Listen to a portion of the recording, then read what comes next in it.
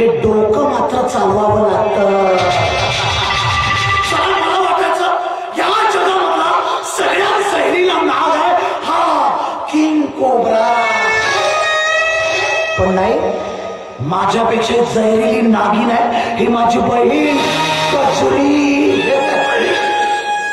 कजरी नाही म्हणायचं, अक्षता म्हणायचं. घरंदाज घराण्याचं नाव अक्षता. सासूबा आणतो, झेंडूबा मानतो. आई आई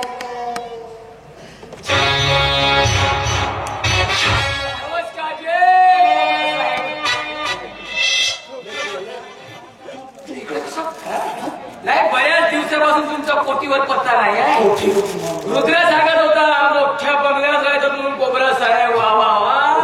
रुद्राने सांगितलं, सराने कशाला सांगितलं मी इथं म्हणून. बंगला एक नंबर, मस्त प्रगती. माणसाला काय एवढा स्वाद मिळतंय?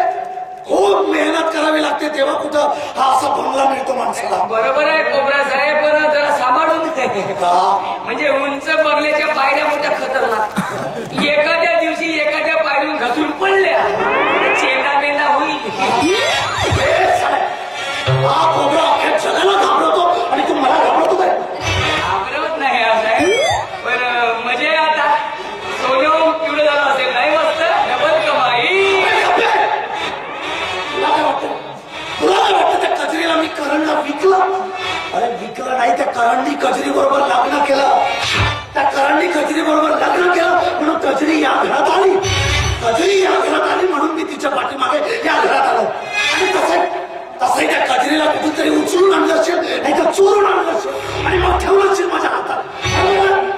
कोबरा साहेब, तुम्ही आंबे खावानाची भुया काय न मोजता. मी तर कुठून आणलो बाळ का आणलो माझं मला माहिती आहे. काही नाही, हाडोक होता तर हाडोकनी बोलले असते. हे बघ, मी या घरामध्ये आश्रित आहे, आश्रित.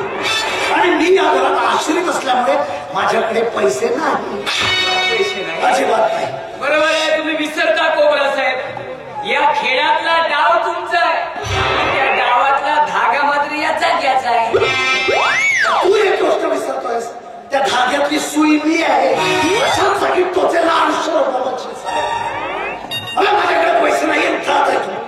पण माझ्याकडे हाडो काय काय पैसे नाही म्हटलं ना.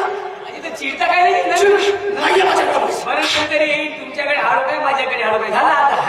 चला ठीक आहे, मी निघू मग आता मी निघतो ना. गावातल्या लोकांनी या कोबराची गोम सांग. सांग्या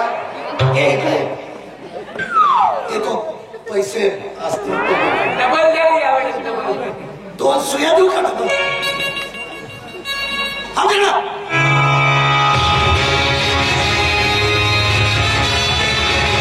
किंग कोबरा. अरे किंग कोबरा, या खेळातला डाव फक्त तुझा आहे, पण त्या डावातला धागा मात्र या जाग्याचा आहे. आणि जाग्याला पैसा कसा वसूल करायचा माहितच आहे, कारण की नाक दाबल्याशिवाय तोंड उघडत नाही. आता मस्तपैकी डबल पैसा घेतो, बारमध्ये जातो ना लालवाली पेतो.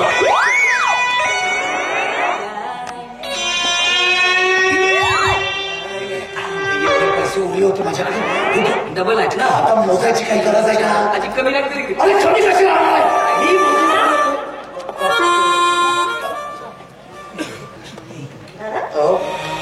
तू याला एवढे पैसे कधी? कोण आहे? भिकारी म्हणजे हा जाग्या. या जाग्याला भिकाऱ्यांना पैसे देण्यासाठी मी पैसे दिले. करण म्हणत होता की आज सणासुदीचा दिवस आहे, तर सणासुदीच्या दिवशी आपण भिकाऱ्यांना दान दिलं पाहिजे म्हणून याला पैसे दिले.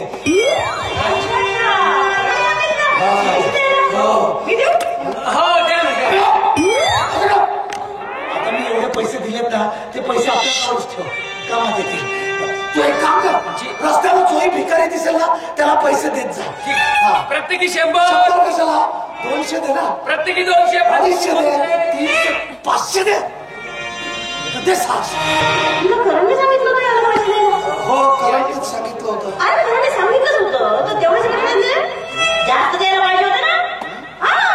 आपल्या बाबाचं काय करणार?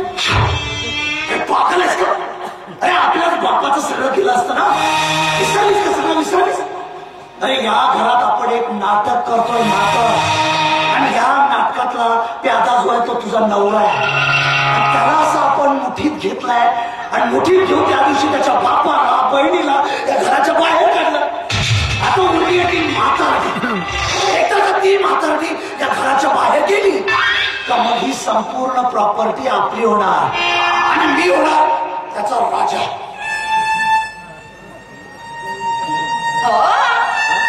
मी पण हिचं काय करू म्हणजे एवढा त्रास देते मी तिला. तिची मारलं तुला परत मारलं ना तिला. वाटलं होतं तिचं. विसरलीस का तिला जीवानिशी मारायचं नाही.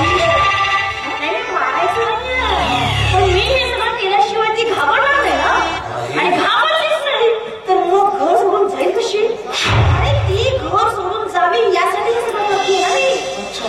तिला त्रास देऊन मला त्रास येणं लागला. तिला त्रास येत नाही.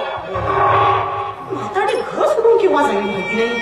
ते बोची नसताना जनावराला चिकटलेलं तशी चिकटून असलेली ही म्हातारी या वाड्यात. घर जाऊ कधी आता आपण नंतर ठरवूया तिला कसं शॉपिंग करायचं ते. हो लवकर ते करण्याची वेळ झाली आहे. तो आला शॉपिंग आली बाजू.